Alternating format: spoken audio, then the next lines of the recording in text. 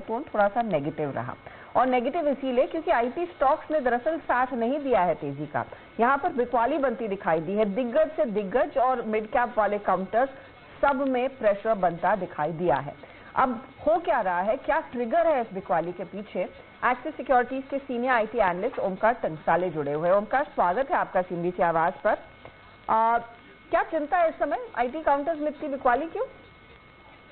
Thank you very much. हम लोग देख सकते हैं कि आईटी में आज जो राइज हो रहा था वो आज थोड़ा सा करेक्शन या प्रॉफिट बुकिंग देखने को मिल रही है। उसका एक सीधा इंटरप्रिटेशन ये हो सकता है कि जो कल इन्फ्लेशन डेटा आया है वो 3.1% का इन्फ्लेशन है यूएस में, जो कि कर्टेल डाउन का एक्सपेक्टेशन था वो नहीं हो रहा है। सो जो एक्सपेक्टेशंस थे कि रेट कट हो सकते हैं प्राइमरी रेट्स में, that can be a delay for further. तो इम्पैक्ट आ सकता है कि निगेटिव पे, क्योंकि विजिबिलिटी हमेशा से यूएस एक अच्छे से कंट्रीब्यूटर रहा है रेवेन्यू की तरफ, और उसका आने वाला उसका जो इम्पैक्ट आता है तो might be there will not be a visibility going ahead, so that is impacting negatively firstly. और ओरेकल के जो रिजल्ट्स आए वो भी तो उसमें से डिनोट किया है उन्होंने कि क्लाउड स्पेंडिंग में थोड़ा सा कर्टेल डाउन दिख रहा है अभी भी। So there is no visibility as such. So इसका एक इम्पैक्ट आता है कि एक near term challenges IT sector में स्टिल भी आने वाले समय में रहने वाले, maybe for the couple of quarters. क्योंकि आपने वो ओरेकल वाला मुद्दा छेड़ ही दिया है। अब ओरेकल के लिए दूसरा कंसेक्यूटिव क्वार्टर है जहां पर इनके क्लाउड बिजनेस में स्लो डाउन देखने को मिला है। उनका रेवेन्यू एस्टिमेट इनफैक्ट एक बड़ा मिस था। भारतीय आईटी ने भी क्लाउड के बिजनेस को काफी पुश किया है।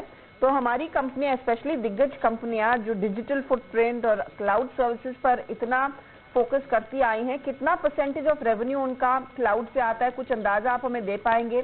कितना एक्सपोज्ड है हम इस क्लाउड वाले बिजनेस में? Yeah, definitely. I mean, digital and cloud is considered to be one of the major driver for revenue for all these services. अभी 30 से 40% का रेवेन्यू अगर आप मान ले मोटा मोटी, तो एक चंक बनता है, एक majority of the overall IT portfolio के करीब, तो उसका मेजर रेवेन्यू ग्रोथ ड्राइवर है।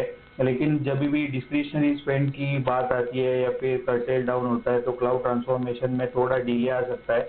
ये डिनोट होता है आज का, ये स्पेंडिंग डिले जिसको बोलते हैं, ये हमें दिख रहा है कि अभी भी वो थर्ड क्वार्टर या फिर फोर्थ क्वार्टर में प्रोसेस करते हुए दिख सकता है हमको। Omkar, good afternoon.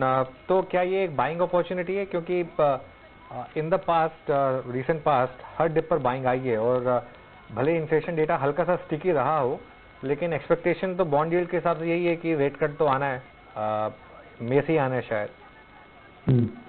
मुझे लगता है कि आप सिलेक्टिव बाइंग के ऊपर फोकस कर सकते हैं, क्योंकि Q3 के नतीजे थोड़ा सा टेपेड या फिर स्केप्टिकल आ सकते हैं, क्योंकि जितने भी आईटी सर्विसेज से हम लोग बात कर रहे हैं या फिर मैनेजमेंट कमेंट्री दे रही है, विजिबिलिटी थोड़ी कम है। ये quarter is consider to be seasonally weak quarter है, जिसमें फरलोज भी आते हैं, उसका एक इम्पैक्ट रेवेन्यू के और बिलिंग के साइकिल पे हो सकता है। तो ये क्वार्टर में रिजल्ट अच्छे नहीं रहेंगे। इफ पर्सन इज, आप एक लॉन्ग टर्म नजरिए की तरफ से देख सकते हैं तो एक अपॉर्चुनिटी डेफिनेटली बन सकती है, क्योंकि डिविडेंड हमेशा आईटी कंपनीज अच्छी रहती है, कैश रिच रहती है। तो प्रॉफिटेबिलिटी में सप्लाई साइड कंस्ट्रेंट में थोड़ा सा ईज आउट होते हुए दिख रहा है, which also help to gain the margin in near terms. तो उसका एक नतीजा हो सकता है। लेकिन अगर आप रेवेन्यू की ग्रोथ के बारे में बात करें तो एक कपल ऑफ क्वार्टर्स लगेंगे उसको ग्रोथ मोमेंटम बैक आने में। अगर लॉन्ग टर्म इन्वेस्टर है तो definitely he can think of buying it. Exactly Omkar, अगर मैं आपसे पूछना चाहूँ, मैं लार्ज कैप आईटी में, क्योंकि हर मुद्दे पर बातचीत हो चुकी है, चाहे वो ओरेकल हो, चाहे वो क्लाउड हो, चाहे वो यूएस इन्फ्लेशन हो, अगर मैं आपसे कहूँ कि आपकी प्रिफर्ड टॉप लाइन, मतलब लार्ज कैप में और मिड कैप आईटी में एक स्टॉक अगर इन इश्यूज के बावजूद अगर आप कंसिडर कर रहे हैं द लॉन्ग साइड, तो वो क्या होंगे जिनमें आप कंफर्टेबल हैं?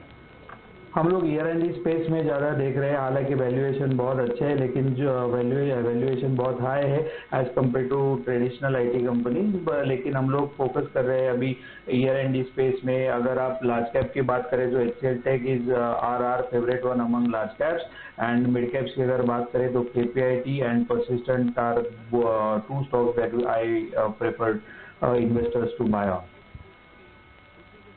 ओंकार, इंडिया में लिस्टेड ओरेकल पर कोई व्यू है क्या आपका? आप ऑब्वियसली यूएस वाले ओरेकल की बात हो गई।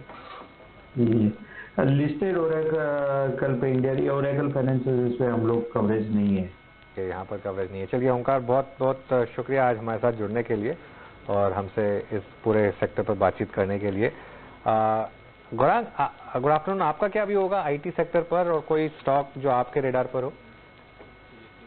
अनुज भाई, बहुत ही लंबे समय से एक काउंटर बाय कॉल है और काफी लोग पिछले साल भी अंडरवेट थे आईटी पर, लेकिन आंकड़ों को देखते हुए हमें नहीं लग रहा है कि इतनी नकारात्मक परिस्थिति है, और जो टिप्पणियां आई हैं शायद हो सकता है एक आध तिमाही के लिए थोड़ा और दबाव देखने मिले, लेकिन दिग्गजों में TCS, HCL tech, Infosys, tech Mahindra, और मिड कैप में KPIT tech, L&T technologies, Tata Elxsi, science limited, Coforge, ये सब खरीदारी की सूची में। और हमें लग रहा है कि आपको अपने पोर्टफोलियो का एक हिस्सा आईटी क्षेत्र को जरूर देना चाहिए। ओके, चलिए हम एक स्टॉक लेकर आइए, TVS मोटर, और हजता 2000 क्रॉस हो गया स्टॉक। और अगेन वही बात होती है मार्केट में, हाँ, 1000 रुपये पे लगता था कि 4 डिजिट मूव आया और अब 2000 पर आ गया, और ये मार्केट का जलवा। खैर एनीवे, बात करते हैं पूरी की पूरी टू व्हीलर स्पेस में काफी रैली देखी है आपने, और उसमें TVS मोटर